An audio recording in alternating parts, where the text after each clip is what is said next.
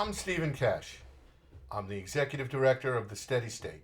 It's an organization of more than 360 former senior officials from the national security community. We've been brought together because we believe the nation is facing an existential threat. I want to take a few minutes to explain what we mean by an existential threat. Most of us worked either in intelligence or in the military or in the diplomatic corps as ambassadors or here at State Department. We spent a career talking about threats. Usually, we meant a threat from a terrorist organization or a foreign nation. And what we were saying was that some adversary could do something to us bad. They could attack us in a terrorist attack, or they could attack us with their army. We spent a lot of time talking about threats.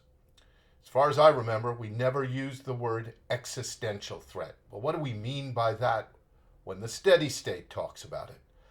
Well, what we mean by that is it's a threat that puts in jeopardy the very foundations of our American way of life, our governmental structure, the freedoms we know and have known for decades, more than 2 centuries. It's existential in the sense that it won't just hurt us, it can destroy us. It cuts at the very heart of what we are as a country. Why does that matter? Well, in the national security community, we spend a lot of time thinking about how to meet what I would call the traditional threats from our adversaries. Should we negotiate? Should we fight back using our army? How about economic pressure? There are a whole lot of things that the United States can do to meet and mitigate and sometimes eliminate the threats that we have faced over the years that most of us worked within that community.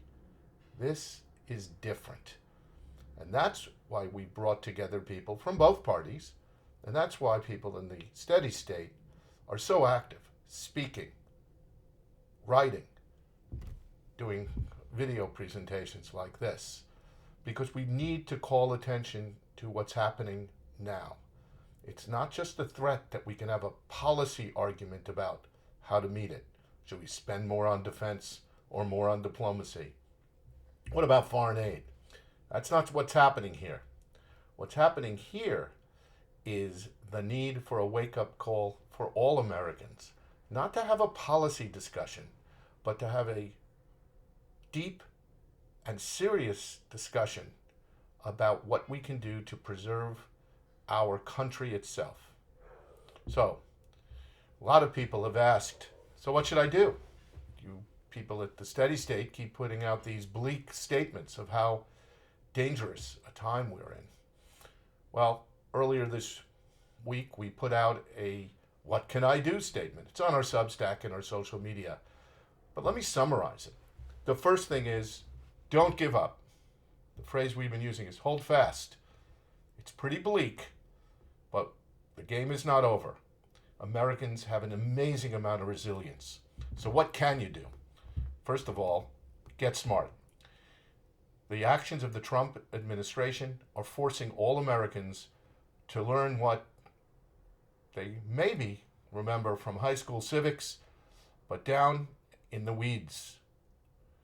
Americans are forced to understand, what does the Appropriations Clause of the Constitution means? What's the Anti-Deficiency Act? How does the pardon power work? Where does that come from? We have to work. We have homework to do. So get smart. We'd like to help, but there's plenty of other resources out there that can help you as well. Second, get involved. Join groups. Go to meetings. Call your representative. Call your senator. Call your local political leaders, your mayor, your governor. Tell them you care, you want them involved, and that you are involved. If you want to march, march. If you want to join a civic organization, join a civic organization. Finally, get ready to vote. Vote, vote, and vote. We still live in a democracy. We are going to have an election, or at least we hope that we'll have an election. We'll need you at the polls. It's going to be scary. It's time to get some courage and start preparing yourself, your friends, your family, to vote on next election day, next November. There's a lot of other things you can do. You can get more involved. You yourself can write. Obviously, support groups like ours. What do we want from you? Read what we write. Give it to your friends. Give it to your colleagues. Send it around. It's important that we all speak to each other. And one more thing.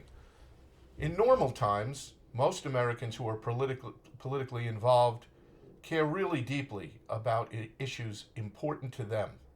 Whether it's should taxes be higher or lower, what do we do about the environment, woman's right to choose, or any number of issues. Sometimes we're against each other. Sometimes we are involved in serious, sometimes really angry and emotional discussions. Well, that's how policy gets decided. That's how we decide things in a democracy. It's messy, painful, and sometimes unpleasant. But what's in danger is not any one of those issues, whichever side you're on. What's at issue now is whether you're going to be able to have those discussions, whether or not we're going to continue to make decisions on what this country does and doesn't do through a process of debate and persuasion and voting. Messy, unpleasant, emotional, but it's at risk now, and it's the essence of what a democracy means. So don't forget that those who you in the past have argued against, you may need to make common cause with them. Not may need, you do need to make common cause with them. Put aside those arguments, join hands, and resist. Keep your democracy. If we succeed, you can go back to arguing. But right now, we have to maintain the structure that lets us have those arguments. Thank you so much for listening.